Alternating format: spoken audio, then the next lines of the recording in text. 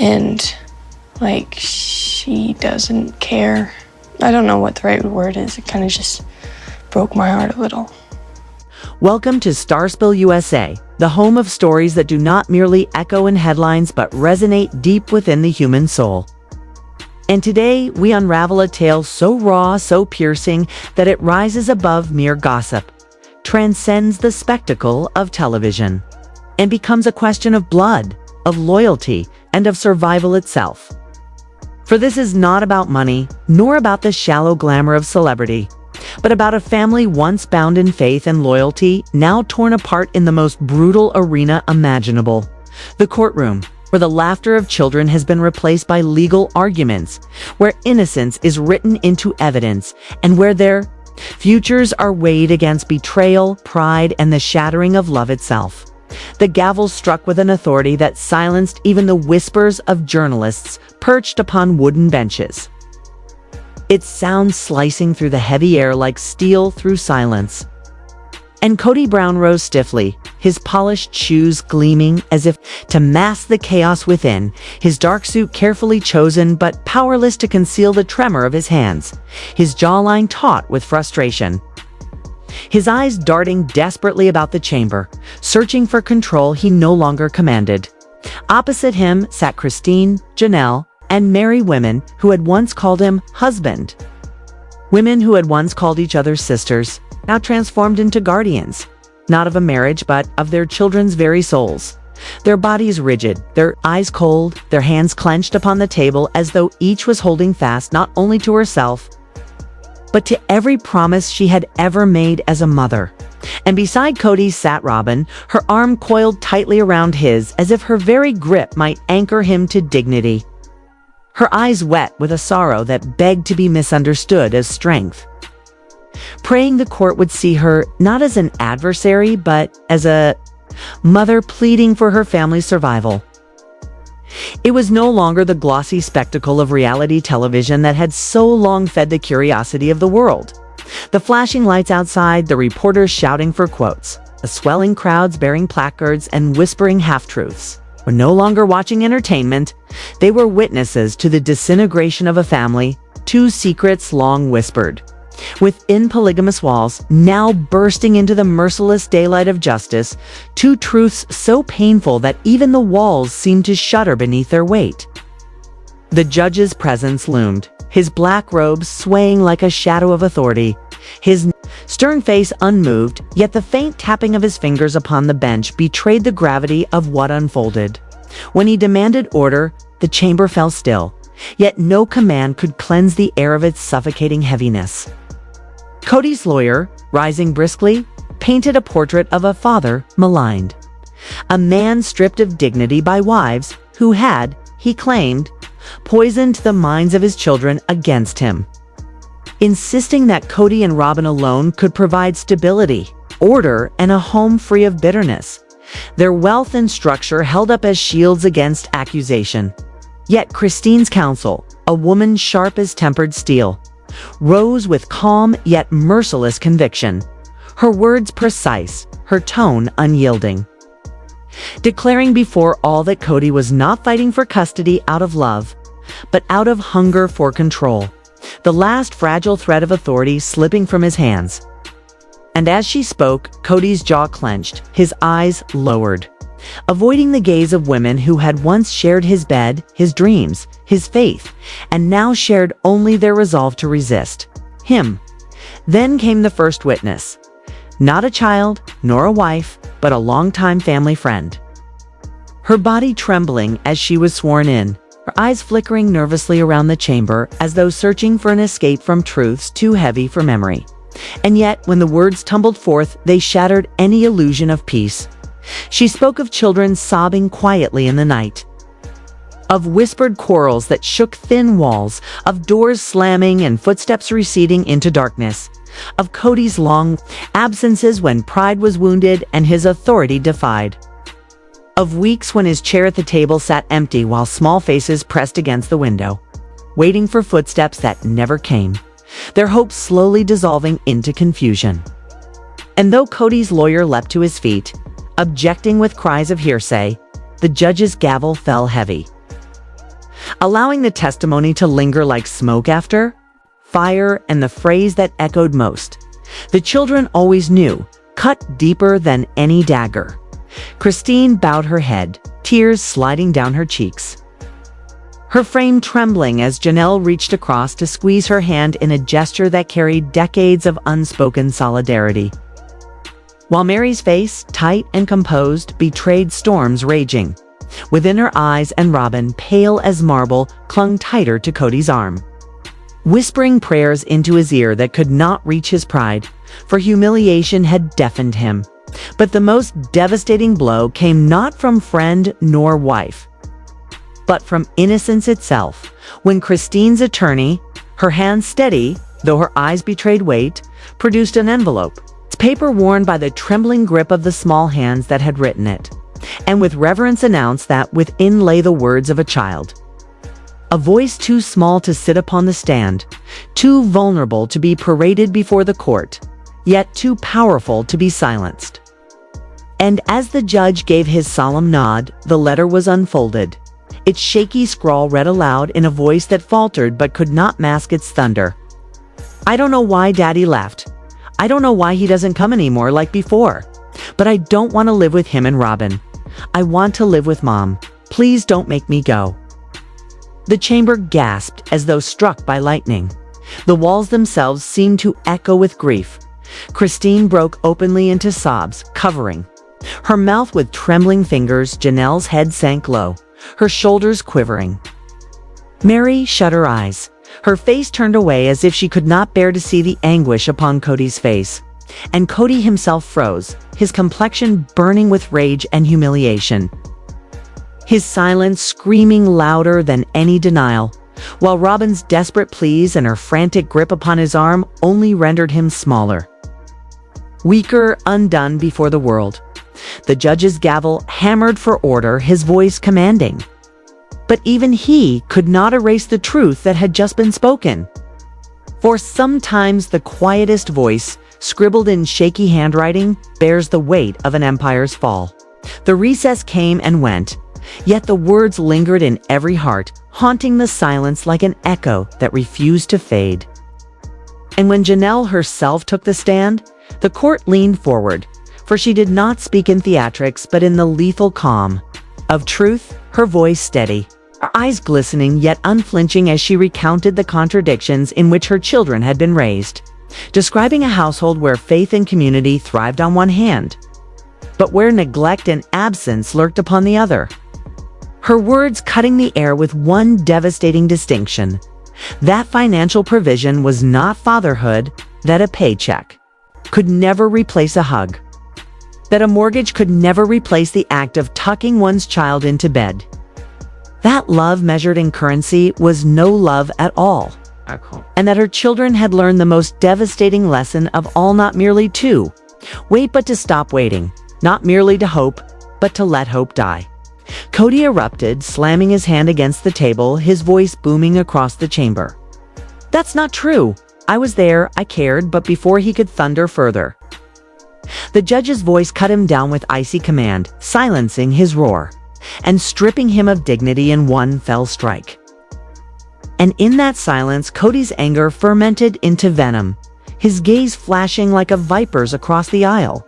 The battle deepened, each testimony a blade slicing deeper into wounds long festering, each tear a testament, each silence an unanswerable condemnation.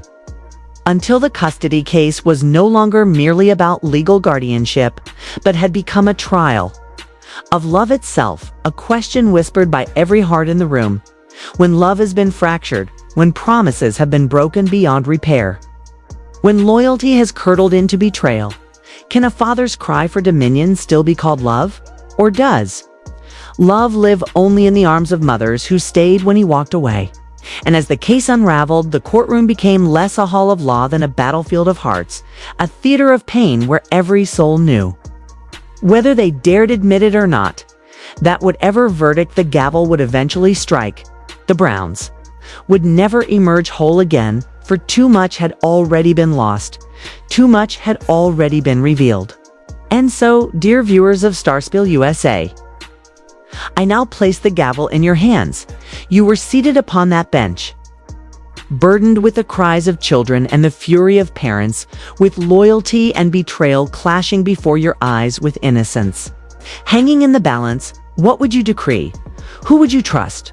And in whose arms would you place those children, Cody and Robin, who claim stability? Or Christine, Janelle, and Mary, who rise not for vengeance, but for the very survival of their young. Learned that there were some very strong negative feelings towards us coming from some of the siblings, and we also learned that they were planning on having Christmas. Robin leaned closer to Cody, her pale face drawn and her lips trembling as she whispered urgently in his ear, her voice almost a hiss, begging him to contain himself, to see how dangerous the moment had become, how Janelle's words had carried an unshakable truth that not even wealth or reputation could bury, but Cody, rigid with fury, refused to yield. And though his next outburst was quieter, the slam of his hands upon the table reverberated with the unmistakable weight of a man coming apart. Christine's attorney, sharp and unrelenting, seized upon the crack in his composure, her questions slicing through the chamber. Mrs. Brown, did the children ever express fear of living with Mr. Brown? At once the room fell into a silence, so thick it seemed to choke the air, every spectator leaning forward, every reporter's pen suspended midair, waiting for the answer. Janelle clasped her hands so tightly, her knuckles whitened, her chest rising and falling as she summoned courage. And then she gave a single nod before speaking in a voice soft but devastating. Yes, they were afraid not of physical harm, but of being invisible, of living in a house where love was conditional, where affection was offered only as a reward for obedience, not as something freely given. The words detonated like a hidden charge. Gasps rippled across the courtroom, heads turned sharply, and even Mary, long composed, widened her eyes in shock, her lips parting slightly at the starkness of the revelation. The judge's gavel struck down with sharp authority, demanding order. But though the sound rang out, the seed had been planted, and no command could undo what had been sown. Cody was no longer being painted as negligent alone, but as a man whose love was a leash, whose affection had become a chain. And the chilling thought hung like smoke in the minds of all when love feels like control. Is it truly love at all? Our recess was granted, but the charged atmosphere did not dissipate. The wives huddled close together in whispers of strategy and solidarity. Christine pressing her hand against her temple, Janelle muttering notes into the margins of her notebook, Mary nodding with a new intensity as though every word had bound her more tightly to this cause. Across the aisle, Cody sat stiff and unyielding, his lawyer whispering feverishly into his ear, though his eyes betrayed a storm he could no longer master, while Robin clung desperately to his arm, her face streaked with tears of fear, her knuckles whitening as she gripped him. Terrified now, not of losing the case alone, but of watching the man she depended upon unravel in full view of the world. When the court reconvened, murmurs spread like wildfire as the next witness was announced, Mary Brown. For years she had been the quiet one, the withdrawn wife who had faded into the margins of the family, the outsider who had drifted apart. Long before the others, her marriage to Cody a hollow frame, a relic of vows once spoken but long abandoned, and few had expected she would even take the stand. Yet now she rose, deliberate and unwavering, her head bowed slightly, her steps steady but solemn. And when she raised her hand to take the oath, her trembling fingers brushed the microphone until the faintest nods from Christine and Janelle steadied her nerves, lending her the courage of unity. The lawyer addressed her gently, Mrs. Brown, you have had a complex history with Mr. Brown. But today we ask not of your marriage, but of the children. What can you tell the court? Mary pressed her lips together, her voice faltering at first before gaining momentum. I do not have as many children with him as the others, but I have had years to watch, to observe, to see the things others dismissed. Cody did not crave loyalty so much as he demanded submission. He wished to be followed, not questioned, and when the children dared to ask the questions he could not answer, he withdrew. I saw it in their eyes, the disappointment, the sense of isolation. They began to cling to each other more than to him. And I cannot remain silent any longer, not when I know their futures are in jeopardy. Cody shifted violently forward, his eyes blazing with rage, his jaw set tight. But Mary's trembling faded as her voice grew resolute, and in that moment her words rattled the courtroom like iron bars struck in the stillness. Cody's lawyer leaped to his feet, tempting to dismantle her testimony, his voice sharp. Mrs. Brown, is it not true that you harbor resentment? That your marriage to Mr. Brown ended poorly? That bitterness colors your words. But Mary's gaze steadied, her tone sharpened like tempered steel. Perhaps I am bitter. Perhaps I am wounded. But bitterness does not erase what I saw. And what I saw were children growing up fatherless, denied the father they deserved. The words fell hard, heavier than the judge's gavel, and Cody flushed crimson. His fists shoved deep into his pockets, unable this time to conjure a defense. The judge called for closing remarks, Christine's attorney rising with controlled power, declaring that this fight was not about vengeance, not about wealth, but about children who deserved love, untainted by conditions, unmeasured by obedience, unbound by control. Cody's attorney sprang to his feet, his voice brittle yet urgent, insisting proof would yet come, evidence of financial stability, of paternal presence, of manipulation by the wives. But his rebuttal sounded hollow against the chorus of testimony that had filled the chamber. The gavel fell, adjournment declared. And as reporters scribbled furiously and murmurs swelled, Christine, Janelle, and Mary drew together, their shoulders pressed in solidarity, while Cody stormed from the room, his face carved with fury. Robin, trailing behind, her face fractured between defiance and despair.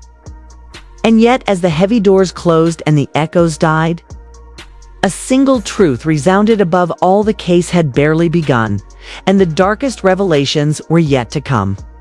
Dawn broke too soon, the courthouse looming gray beneath a sky heavy with omen, its tower casting shadows that stretched like the weight of judgment itself. And those who gathered did not arrive for spectacle, but for consequence, not for theatrics, but for the reckoning of truth. Inside, the benches were crowded, the whispers muted. Today the children would be heard. Cody sat braced, shoulders rigid, his lips pressed thin, his restless eyes darting but never settling. Robin at his side, pale as marble, twisting a small golden ring with trembling fingers, murmuring prayers that quivered into silence. Across from them, Christine appeared weary but unwavering. Janelle calm, yet clutching her notebook filled with recollections too precious to risk forgetting. And Mary leaning forward with a newfound determination. No longer a bystander, but part of the storm. The judge entered, his gavel striking with the gravity of the moment. And the first witness called was not a child, but Savannah Brown's former therapist. A professional woman in her 50s whose calm demeanor could not hide the weight in her grip upon a file heavy with truth. Sworn in, she spoke of Savannah's struggles, depression, isolation, sleeplessness, anxiety, all born of family turmoil, and when asked of the root, her words fell like hammers. Savannah had felt abandoned, told by her father that her mother was manipulative, forced into believing love must be earned, that to win his affection she must choose. And in one piercing confession she had whispered, "If I disappoint him, I disappear." The chamber gasped, Christine burying her face, Janelle's tears flowing freely, Mary covering her eyes with both hands, Robin trembling as she covered her mouth, and Cody sat stiff, his face flushed with rage, powerless as his lawyer shook his head. There was no objection to be made against a truth so naked. And then Gwendolyn Brown entered, her stride measured, her black attire stark, her eyes refusing to rest upon her father, and when she spoke, her words were like chisels upon stone, that Cody was present when cameras demanded for staged moments, for birthdays on occasion, but absent where presence mattered most. That with Robin's arrival, love transformed into a contract. Loyalty demanded, obedience required, affection withheld, and that by 13 she had ceased inviting him to her recitals, unable to endure the sting of his no-shows. And when asked if she would feel safe living with him, her answer came sharp and final. No, because I would not be living with him. I would be living under him. And I do not want that kind of love. Her words reverberated like a final blow, and the silence that followed bore down heavier than any verdict, for it was no longer a case of custody, but a reckoning of love itself. And every heart knew that when a child chooses rejection, not out of rebellion, but out of survival, no court could ignore what had already been revealed. With that, I would like to ask you, would you baptize me with my pastor? Cody's hands trembled on the table, his knuckles blanched to bone, while Robin leaned close, her breath shallow and urgent, whispering, "Please, Cody, please stop reacting." But he could not. Fury had overtaken reason, pride had smothered caution, and he was unraveling in plain view.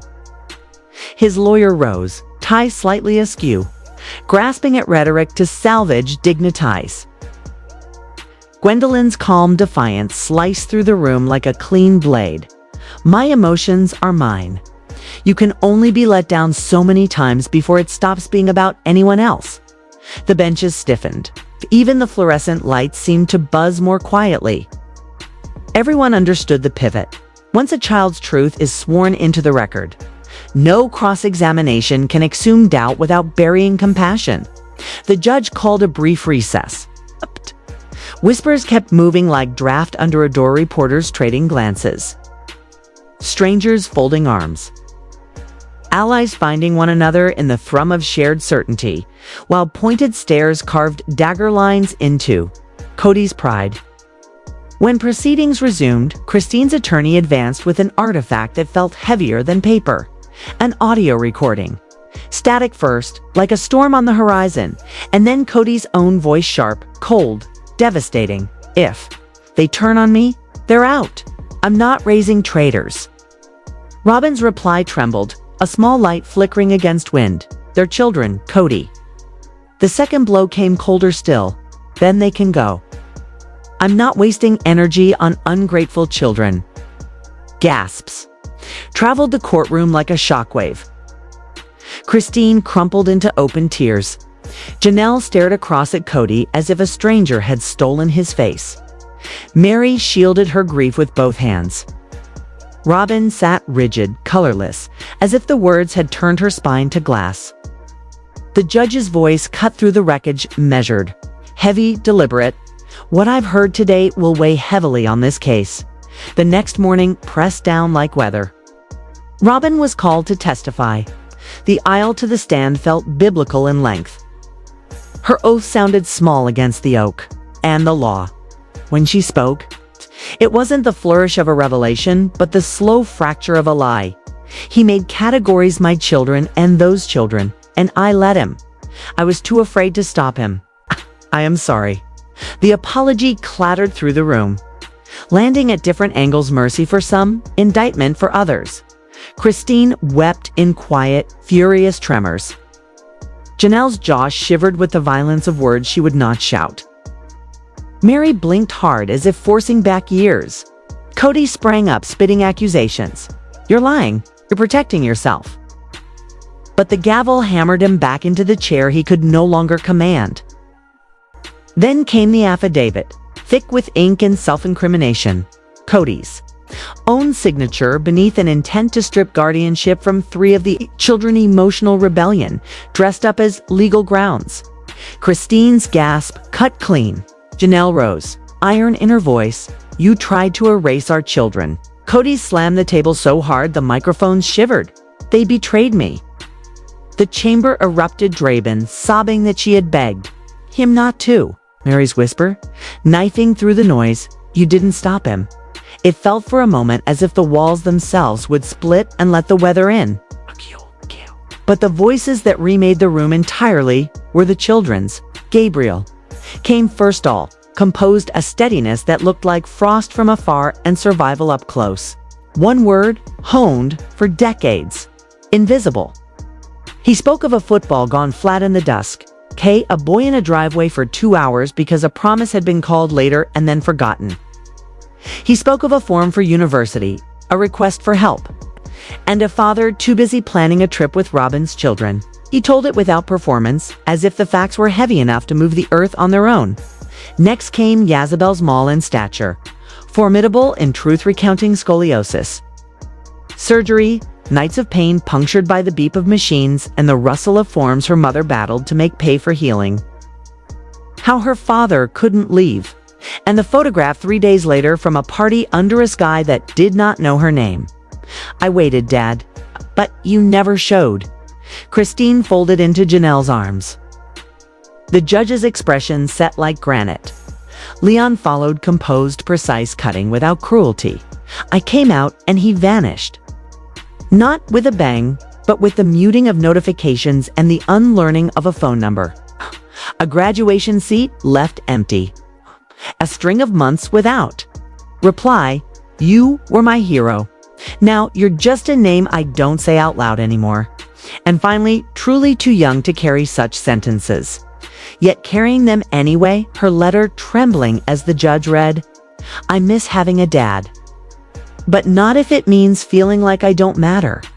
I stopped waiting. I stopped hoping. Please don't. Make me live where I feel little. I like me when I'm with Mom. Tears moved through the room like tide reporters, strangers, even officers swallowing hard. Cody sat without color, stripped of answers and audience alike. The silence around him felt less like a pause and more like a verdict. The judge stood, robes falling like night. His voice was grave, cold with duty. Mr. Brown, you are now under investigation for custodial coercion, intimidation of a child, and emotional abuse. Your custody petition is suspended pending review. The gavel cracked the air, order scattered. Sound swelled. Christine and Janelle clung to each other as if to the side of a ship in a squall. Mary bowed her head, the set of her shoulders confessing both loss and a strange, lay-blooming clarity. Robin wept at the back, a small sound in a large room. And Cody, once the man at the center of a family constellation, found himself in an orbit of absence. No wives at his flanks. No children at his reach. Only the long, echoing aisle back to a door that now seemed very far away. The story had always been public, but for the first time it felt true. Not produced, not curated, just the awful, ordinary truth of promises broken and childhoods restitched without the father who'd unpicked them. That, dear listeners, was the day that Brown's world collapsed, not in whispers, but in thunder. The law will grind on. Statements will be filed. Arguments will be shaped, but you cannot cross-examine a child's empty chair nor impeach the timbre of a sob. Some endings arrive with fanfare. This one arrived with a pen stroke, a gavel, and the courage of children. This has been a narration by Starspill USA, where truth is not hidden, but laid bare.